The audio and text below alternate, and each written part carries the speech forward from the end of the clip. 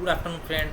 આજે આપણે વાત કરવી છે કે એસેસમેન્ટ ઓફ ધ વમન, એટલે કે વમન પ્રોપર થયું છે કે નહીં એ કઈ રીતે નક્કી કરવાનું. તો એની 4 પ્રકારની શુદ્ધિ હોય, જે કે આંતિકી, એટલે કે વમન થાય, વોમિટિંગ થાય એટલે અંતમાં શું નીકળે છે એના આધારે. વેગિકી એટલે કે કેટલા વેગ આવે છે એના આધારે.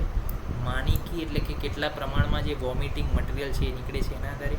અને લૈંગિકી એટલે કે શું સિમ્ટમ્સ ઉત્પન્ન થાય છે.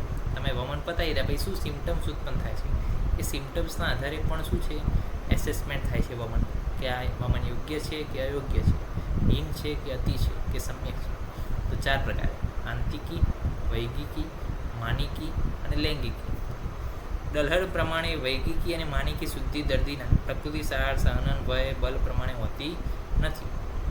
વૈગિકી અને માનિકી કોના ઉપર આધાર રાખે તો કે એ ઔષધના પ્રમાણ ઉપર આધાર. જો ઔષધ વધારે આપી દો, સ્નેહસંવેદન વધારે કર્યું હોય તો જે છે વેગ પણ વધારે આવશે અને માન એટલે કે એનું પ્રમાણ પણ વધારે છે.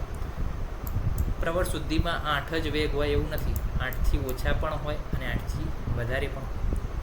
આથી લૈંગિકી શુદ્ધિ એટલે કે લક્ષણો ઉપરની શુદ્ધિ જે છે કે આવા લક્ષણો ઉત્પન્ન થયા તો સમ્યક, આવા લક્ષણો ઉત્પન્ન થાય તો અતિયોગ, એ જે છે બેસ્ટ છે.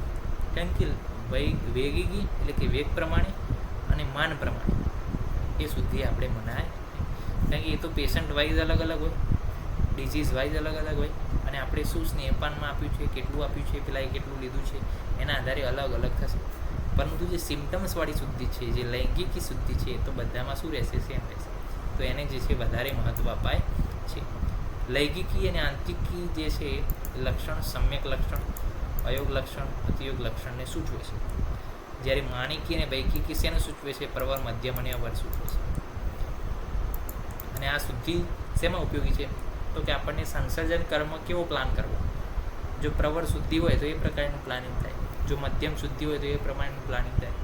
તો આ બધી જે શુદ્ધિઓ છે એ આપણે સંસર્જન કર્મ કેવો કરીએ, કેવી રીતના પ્લાનિંગ કરીએ, એનું પ્લાનિંગ કરવામાં આપણને મદદરૂપ થાય છે.